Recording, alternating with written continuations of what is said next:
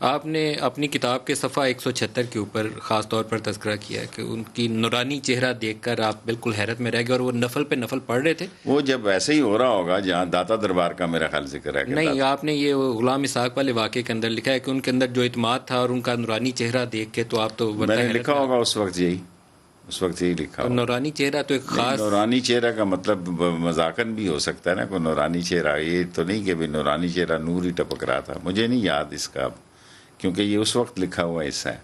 آپ کے خیالات ان کے متعلق بدل کیوں گئے؟ جب میں نے پوری اپلائی کتاب کیا، میں شہباز شریف کو کچھ اور لفظوں میں آپ لکھتے ہیں، نواز شریف کو آپ نے اسی طرح میں یہ اس کا حصہ ہے جو فرزند پاکستان کا پہلا حصہ جب میں جیل میں تھا اس وقت میں نے لکھی، اور وہ اس کا حصہ بنا. اور باقی جو لکھا وہ میں نے کرونا سے کچھ پہلے اور کرونا کے بعد لکھا. اور میری جو رائے اس وقت جب میں جیل کاٹ رہا تھا اس کا بھی فرزند پاکستان کا اس کتاب میں حصہ بنا، اس لیے اس میں. پھر نواز شریف کے حوالے سے آرمی چیفز کا جو رول ہے وہ بھی آپ نے تذکرہ کیا کہ ان کو شاید اچھے آرمی چیف نہیں ملے یا ان کی چوائس اتنی پور تھی، وہ بھی آپ نے تذکرہ وہ کیا. بھی میں نے تذکرہ کیا. میرا خیال ہے کہ آرمی چیفز کے معاملے میں نواز شریف ہمیشہ سے ہی ان کی لڑائی بھی رہی آرمی چیف سے. کیوں؟ وہ اس کا سیٹ اپ بھی اب تو میرا خیال ہے ایسی لڑائی پڑ گئی ہے کہ بنیادیں ہی کھد گئی ہیں. اب تو ایک ایسی لڑائی آرمی کی سوچ میں اور ان کی سوچ میں زمین آسمان کا فرق ہے، اور ان کی بیٹی کا بھی یہی رول ہے، وہ اسی رول پہ چل رہی ہے.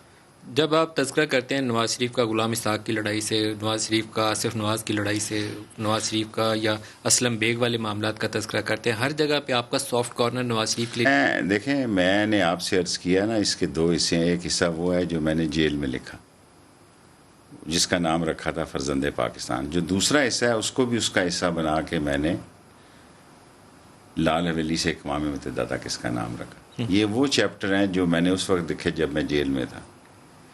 جہاں پہ بھی ہوں گے، لیکن آپ نے تو حقائق ہی لکھنے ہیں نا. لیکن ایک چیز جو میں آپ سے جاننا چاہتا ہوں، سننے والوں کے لیے بھی، ہمارے لیے، سب کے لیے شاید ایک لرننگ ایکسپیرینس ہوگا.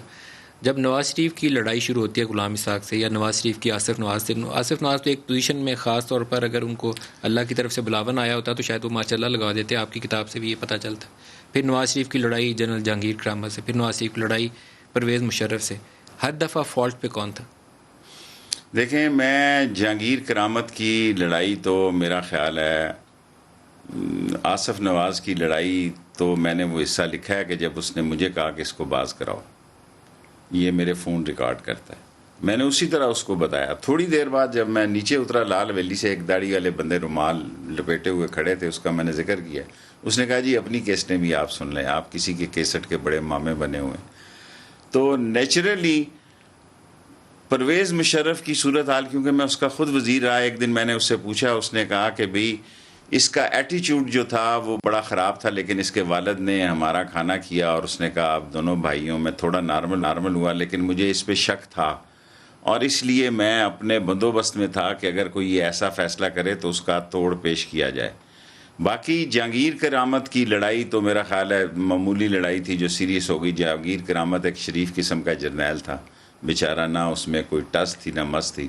تو اس نے استعفیٰ دیا وہ چلا گیا. کوئی جرنیل ایسا نہیں تھا جس سے نواز شریف کے معاملات ٹھیک گزرے. کیوں؟ خرابی جنرل کی طرف تھی، آرمی چیف کی طرف؟ دیکھیں، میں تو ایک مشرف کے قریب تھا، اس کے بارے میں کہہ سکتا ہوں. نہ میں آصف نواز نے جو مجھے پیغام پہنچایا وہ میں نے لکھا، نہ میں کاکڑ کے قریب تھا، نہ کبھی ملا، اور نہ میں